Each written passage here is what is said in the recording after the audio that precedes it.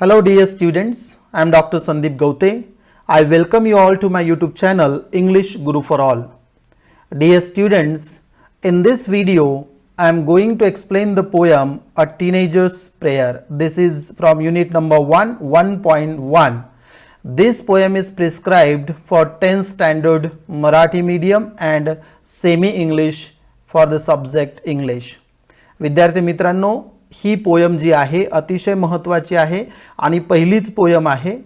तर कुठलीही poem study करताना किंवा कुठलाही लेसन स्टडी करताना आपण सगळ्यात अगोदर टायटल विषयी थोडं डिस्कस केलं पाहिजे किंवा टायटल समजून घेतलं पाहिजे, जेणेकरून आपल्याला एक अंदाज येतो की या पर्टिक्युलर लेसन मध्ये, पर्टिक्युलर पोयम मध्ये किंवा शॉर्ट स्टोरी मध्ये आपल्याला काय स्टडी करायचं आहे.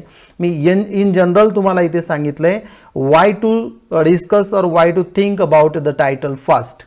आता टायटल मध्ये इथे दोन वर्ड्स आलेले आहेत बघा. Two words are there. What is the first word? Teenager. And what is the second word? Prayer. So what is the meaning of this particular word teenager? Teenager means what? Adolescent, or you can say youth, or you can say young person. That can be a girl or boy. So here you need to understand the meaning of teenager. So teenager means what? A person aged between 13 and 19 years old. So any boy, any girl who is between 13 and 19 years old, that person, that boy or that girl is called a teenager. And what is the second word here? Prayer. Everybody knows प्रार्थना ज्याला म्हणतो आपण, म्हणजेच काय? The word that you use when you speak to God or a God. So here you need to understand a teenager's prayer means एका कुमारवयीन व्यक्तीची काय म्हणू शकतो आपण याला? प्रार्थना. तर मी सुरुवातीलाच तुम्हाला आता इथे काय केलंय, सुरुवातीला जे दोन वर्ड्स महत्त्वाचे आलेले टायटल मध्ये टीनेजर आणि दुसरा प्रेयर याचे मीनिंग सांगितलेले आहेत, ते सगळ्यांनी व्यवस्थित समजून घ्यायचे आहेत. आता आपण समोर बघूया. यामध्ये सुरुवातीला एक वर्ड इथे तुम्हाला दिसेल बघा, chit chat. What is given there? Chit chat. What is the word? Chit chat. आपण याचा मीनिंग आता समजून घेऊया, कारण प्रत्येक याच्यामध्ये आपल्याला हा वर्ड येणार आहे सुरुवातीला. आपण हे जे सेक्शन आहे हे वॉर्मिंग अप सेक्शन आहे. वॉर्मिंग अप म्हणजे काय? आपण जेव्हा एक्सरसाइज करतो बघा, जेव्हा फिजिकल एक्सरसाइज करतो आपण वॉर्मिंग अप केली जाते, किंवा खेळाडू असतात ते देखील काय करतात, सुरुवातीला वॉर्मिंग अप म्हणजे तयारी करतात. म्हणजे इथे काय लक्षात येईल आपल्या वॉर्मिंग अप या सेक्शन मध्ये लक्षात येईल की या पर्टिक्युलर पोएम मध्ये आपल्याला काय स्टडी कराय. What are we going to study in this particular poem. So what is chit chat? This is just the small discussion. This is just like chatting, and with the help of this at least you can guess, you can get some idea about this poem. What is the first one? Form groups of 5 to 6 and discuss. So you need to make the group of 5 to 6 students and give a rating 1 to 5 to each of the following. काय करायचं? Rating द्यायचं सांगितलेलं आहे आपल्याला, rank द्यायची, rating द्यायचं आहे. When you have to take important decisions, what do you generally do? म्हणजे इम्पॉर्टंट जेव्हा तुम्ही एखादा डिसिजन घेता लाईफमध्ये, त्यावेळेस तुम्हाला हे वेगवेगळे ते पॉईंट्स दिलेले, तर तुम्ही काय करता त्याचं रेटिंग आपल्याला इथे द्यायचं आहे. आणि ते कसं द्यायचं आहे? 1 to 5. Okay. What is the first point? That is consult parents और elders. Second, contact friends for advice. Third, pray to God for guidance. Then fourth one is this, think deeply in silence. E is ask your teacher for help. And what is the last one? That is toss a coin to decide. सगळ्यात शेवटचं थोडं आपल्याला वाटू शकतं की थोडं, आणि बऱ्याच वेळेस करतो आपण बघा, टॉस करतो एखाद्या गोष्टीचा, डिसिजन घ्यायचा असेल, निर्णय घ्यायचा असेल. थोडक्यात काय विद्यार्थी मित्रांनो, what is given over here? This word is very important here. What is the word? That is a decision. म्हणजेच काय? अ टीनेजर्स प्रेयर यामध्ये डिसिजन रिलेटेड काहीतरी आलेलं आहे. निर्णय घेणे, निर्णय क्षमता यामध्ये रिलेटेड हा वर्ड लक्षात घ्यायचा आहे, खूप महत्त्वाचा आहे.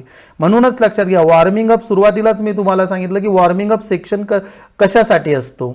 आता यामध्ये तुम्हाला काय करायचं आहे, प्रत्येकाचं पर्सनल इथं ओपिनियन येऊ शकतं. Opinions can be different.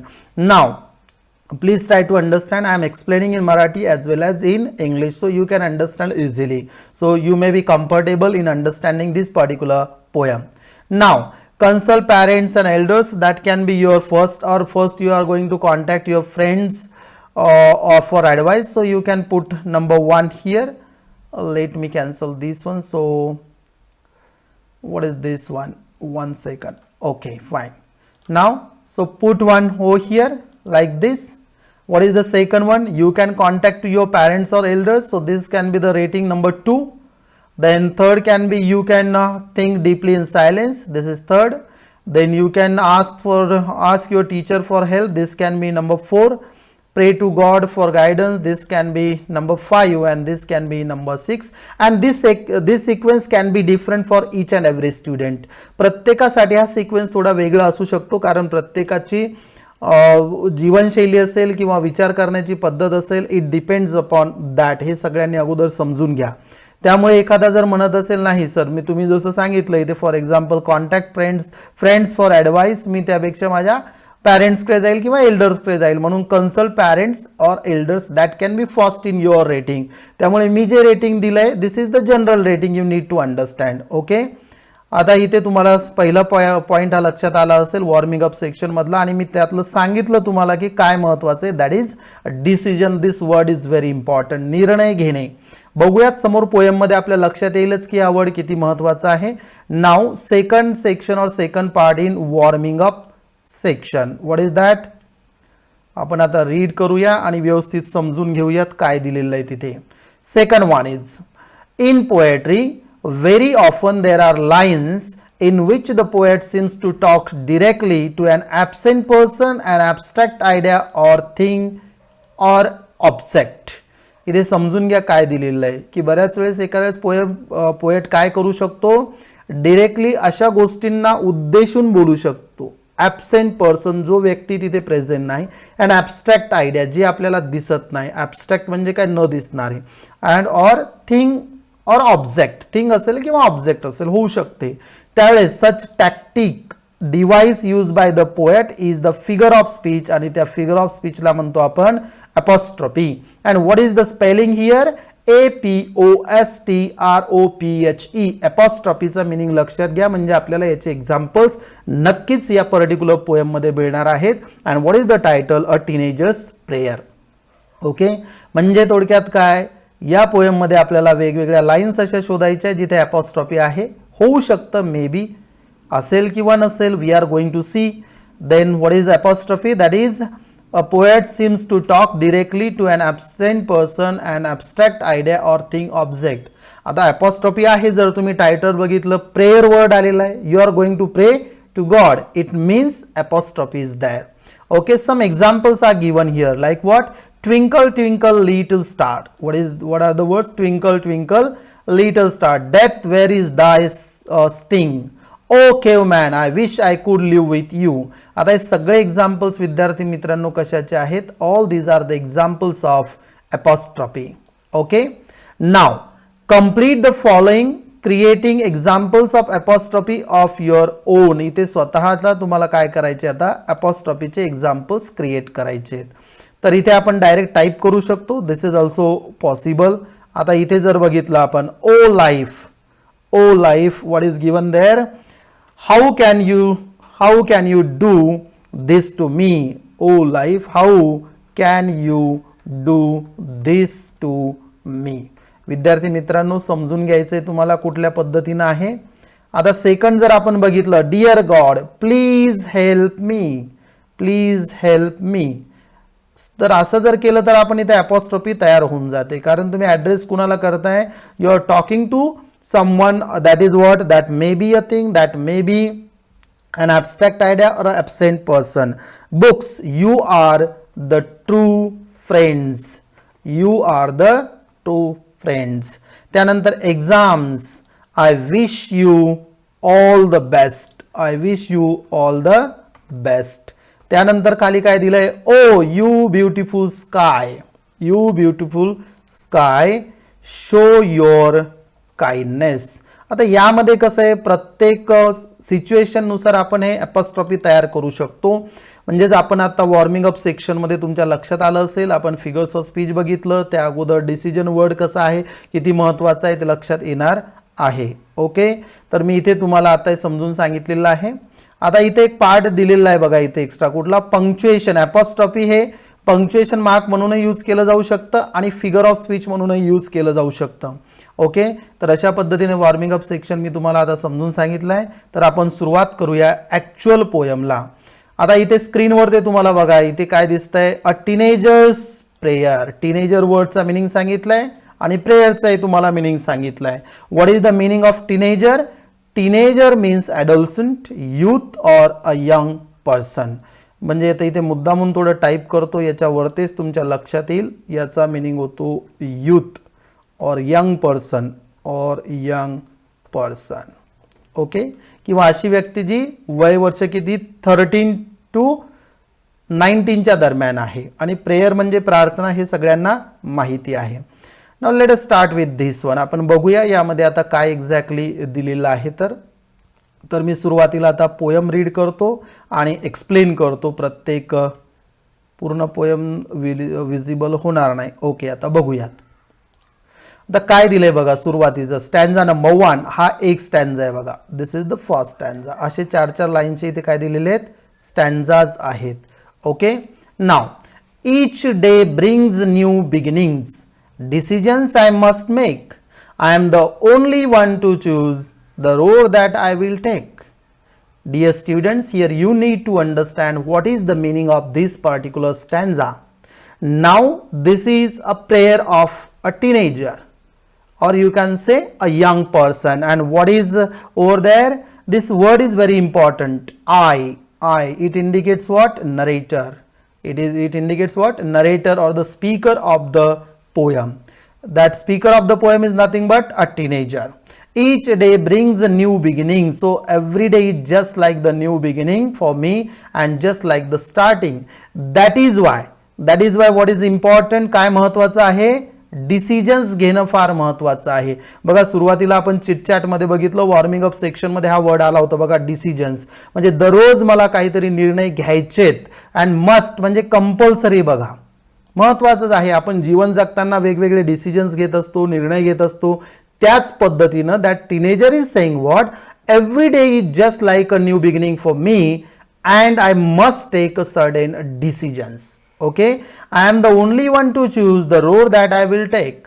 I will be responsible. कोण रिस्पॉन्सिबल आहे कुठल्याही डिसिजनला? तर मी स्वतः रिस्पॉन्सिबल आहे. आणि the road that I will take. आता रोड म्हणजे काय, एक पद्धतीचं वे ऑफ लिव्हिंग, कुठलाही असू शकते. म्हणजे इथे मेटॅफर तुम्हाला दिसतो सायमल्टेनियसली. मी थोडं डिसिजन्स आय मस्ट मेक, इथे देखील याला आपण काय म्हणतो बघा exactly, the word which is use for this one, inversion म्हटलं जातं. हे जे दिसतंय ना, डिसिजन्स आय मस्ट मेक, याला म्हणतात इन्व्हर्जन. फिगर ऑफ स्पीच आहे. इन्व्हर्जन म्हणजे काय, जे ग्रॅमॅटिकल स्ट्रक्चर कसं असतं, subject plus verb plus object, त्याला फॉलो न करता त्याला काय केलं जातं, अल्टर केलं जातं. आता इथे आय मस्ट मेक डिसिजन्स असं सेंटेन्स व्हायला पाहिजे, पण इथे काय केलंय पोएटनं, डिसिजन्स आय मस्ट मेक, म्हणून याला म्हणायचं काय, इन्व्हर्जन. समजून घ्या, मी बोलतोय अतिशय महत्वाचं आहे word. What is the word there? INVRSION, inversion. हा फिगर ऑफ स्पीच आहे या पर्टिक्युलर लाईन मध्ये. आणि the road that I will take, आता इथे रोड कम्पेअर केलंय बघा लाईफ सोबत, राईट. आता रोड म्हणजे फिजिकली कुठल्या तरी रोडवर ते टीनेजर उभा आहे आणि कुठल्या तरी रोडनं जातोय असं न घेता इथे लाईफ जर्नी तुम्ही इथे काय करू शकता, लाईफ जर्नी असल्याचं तुम्ही इथे समजून घेऊ शकता. म्हणजे इथे अंडरलाईन मिनिंग देखील आहे. तर तुमच्या पहिल्या स्टॅन्झामध्ये लक्षात आलं असेल exactly what is the meaning. म्हणजे इथे काय आहे, प्रत्येक दिवस ही एक सुरुवात आहे आणि प्रत्येक दिवशी इथे मला डिसिजन्स घ्यायचे आहेत. आणि इथे काय, I am the only one to choose, आणि मला माझे निर्णय स्वतः घ्यायचे आहेत. आणि जो काय निर्णय मी घेणार आहे, I will be responsible solely for that. Now second stanza, what is given there? I can choose to take the road of life. The road of life, life is considered as what, a road. It means this is metaphor. This is the example of metaphor. इथे type करतो, तुमच्या लक्षात येईल. This is called metaphor. Okay. Now what is the next line? What is next? That is that leads to great success, or travel down the darkened road that leads to great distress. विद्यार्थी मित्रांनो, हे जे इथे words दिलेले ना, dark केलेले, त्याचे meanings इथे साईडला दिलेले आहेत बघा. डार्कन म्हणजेच काय, darkened, that is here it refers to evil. आणि डिस्ट्रेस म्हणजे काय इथे दिसतंय बघा, ग्रेट वरी ऑर स्ट्रेन. म्हणजे इथे काय डाऊट आहे टीनेजरला, व्हॉट इज द डाऊट. सुरुवातीच्या 2 लाईन्समध्ये इथे काय म्हटलंय बघा, I can choose to take the road of life that leads to great success. म्हणजे असा डिसिजन घ्यायचा आहे, अशा वेनं जायचं आहे, असा रोड पाहिजे माझ्या लाईफचा, अशा पद्धतीनं मला जगायचं की काय असेल ते मला ग्रेट सक्सेसकडे घेऊन जाईल. It indicates what, positivity of the teenager. इथे सकारात्मक अशी भूमिका आपल्याला इथे काय दिसते, टीनेजरची दिसते. So this is very important. एक महत्त्वाची गोष्ट माझी सांगायची राहिली, अ टीनेजर्स प्रेयर. अ टीनेजर म्हटलंय, काय म्हटलंय, अ टीनेजर. अ टीनेजर म्हणजे कुठलाही, म्हणजे ही प्रेयर प्रत्येक टीनेजरला लागू होते असा त्याचा अर्थ होतो. आता इथे काय दिलंय पहिल्या 2 लाईन्समध्ये आपल्याला, म्हणजे इथे काय दिसतंय बघा, I can choose to take the road of life that leads to great success. It indicates positivity of the teenager. पण लगेच ऑर इथे काय दिलंय, किंवा माझा डिसिजन जर चुकला मी रिस्पॉन्सिबल आहे. और travel down the darken road म्हणजे चुकीच्या पद्धतीनं होऊ शकतं, in the wrong way also. आणि त्याचं आउटपुट काय असू शकतं, that result, what will be the result, that is great worry and strain. म्हणजे मला प्रॉब्लेम्स क्रिएट होऊ शकतात. म्हणजे एकाच वेळेस what ever decisions I will make in my life, I will be responsible. If I will choose the correct road of my life, definitely it will be the great success. If I am going to, you can say I am going to travel on the wrong road or wrong way, wrong method, then definitely I'll face so many problems. सगळ्यांनी व्यवस्थित समजून घ्यायचं exactly काय दिलेलं आहे. आपण आता third काय बघू, इथे थर्ड स्टॅन्झा इथे बघूया. Please open up my eyes dear Lord that I might clearly see. Help me stand for what is right, bring out the best in me.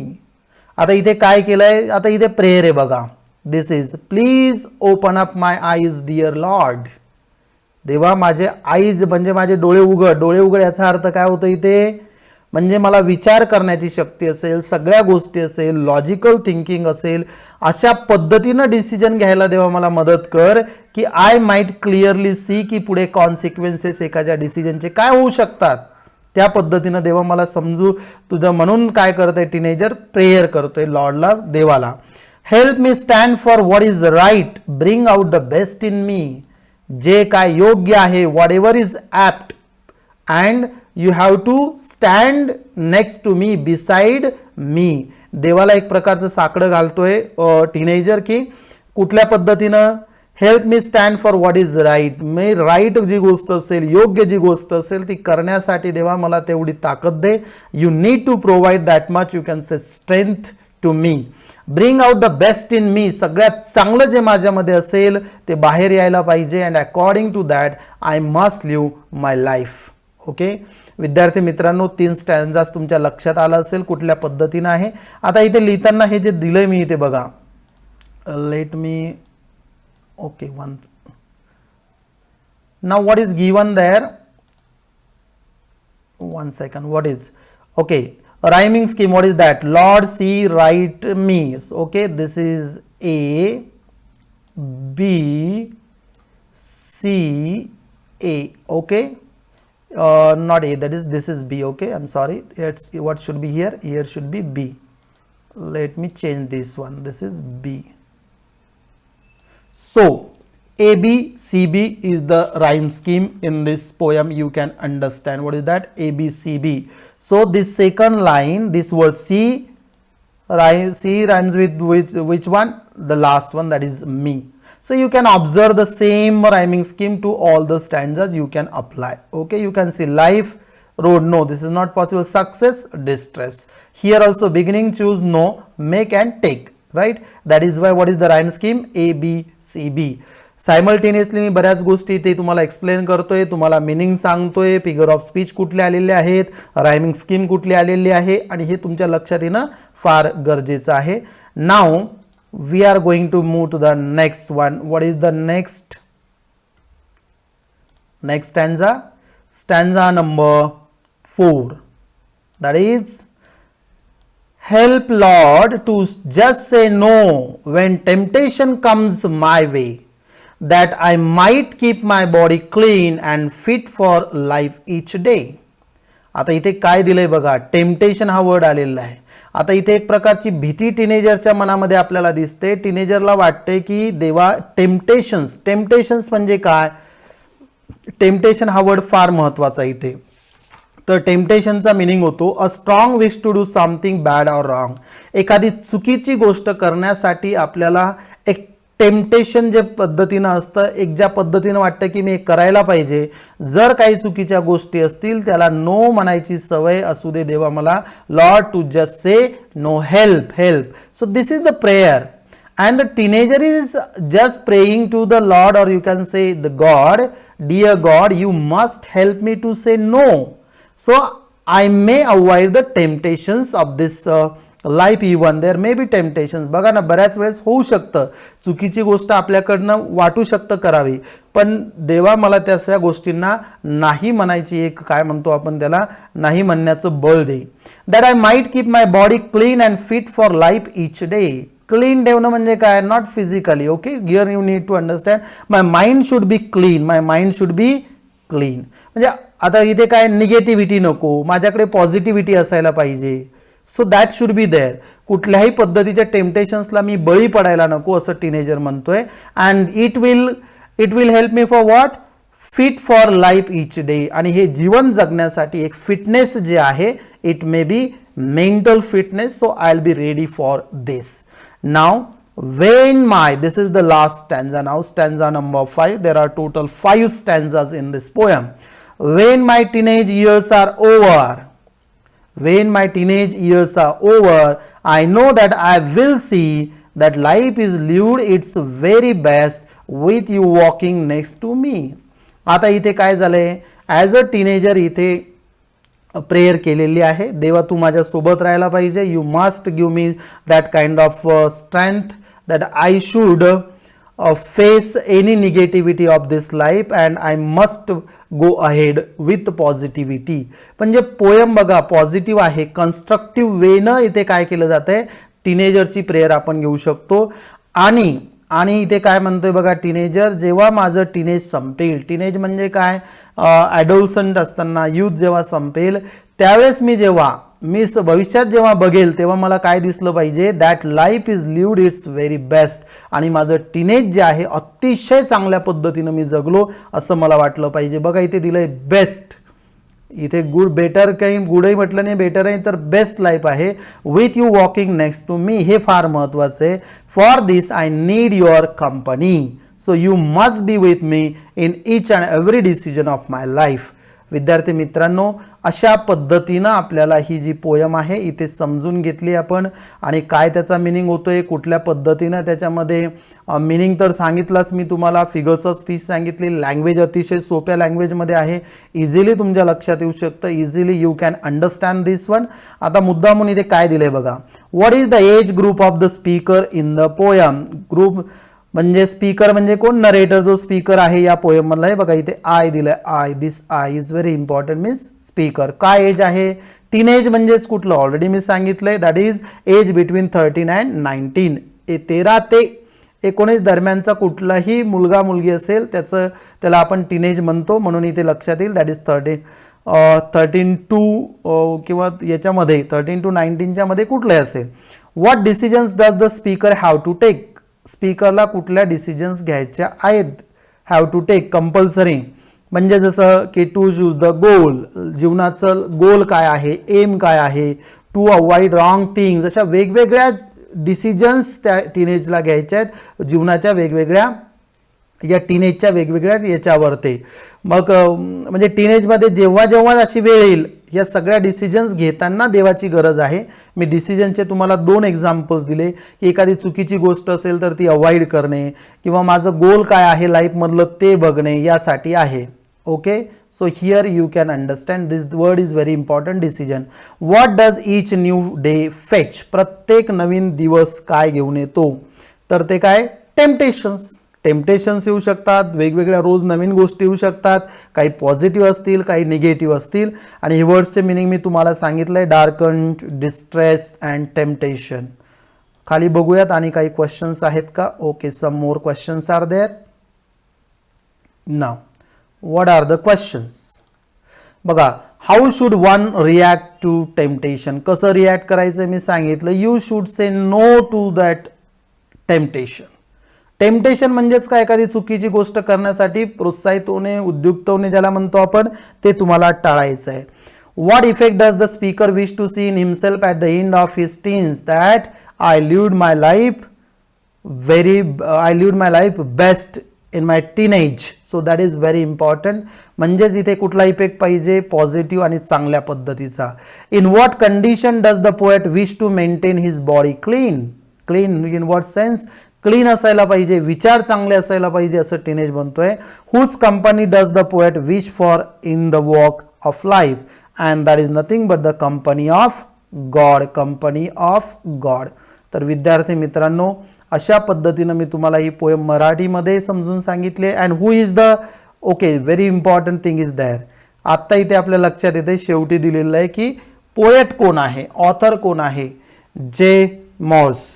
M आणि स्पेलिंगही लक्षात घ्या, जे मॉर्स. जे मॉर्स विषयी तुम्हाला एक शॉर्टमध्ये मी सांगतो, जेणेकरून तुम्हाला त्याचा देखील फायदा होईल. थोडं एक माहिती असणं गरजेचं आहे. जे मॉर्स पोएट आहे. आता पूर्ण नाव आहे होरॅस जे मॉर्स, आणि त्यांचा जन्म जो आहे हा 30 डिसेंबर 1838ला झाला होता. 30 डिसेंबर 1838ला. And he was born in Huron County, Ohio. तिथले आहेत आणि तिथे आपल्या लक्षात येतं born in the Ohio, that is in United States. म्हणजे अमेरिकन पोएट आहे, हे तुमच्या लक्षात येईल. फक्त एक माहिती असणं गरजेचं आहे, याला आपण डिटेलमध्ये याचं घेणार नाही आहे. So in this way I explain the poem. विद्यार्थी मित्रांनो, नक्कीच तुम्हाला याचा फायदा होणार आहे. यानंतर मी याचं जे इंग्लिश वर्कशॉप आहे ते देखील यात अपलोड करणार आहेत. सगळे व्हिडिओज तुम्हाला जे आहे 10वीचे सेमी इंग्लिश आणि मराठी मीडियम इंग्लिशचं जे बुक आहे त्यातले आपण सगळे घेणार आहोत. हे जे बुक आहे सगळ्यांना माहिती आहे. तर सगळ्यांनी समजून घ्या. चॅनलला सबस्क्राईब करा, लाईक करा, व्हिडिओला लाईक करा आणि शेअर करा. थँक्यू.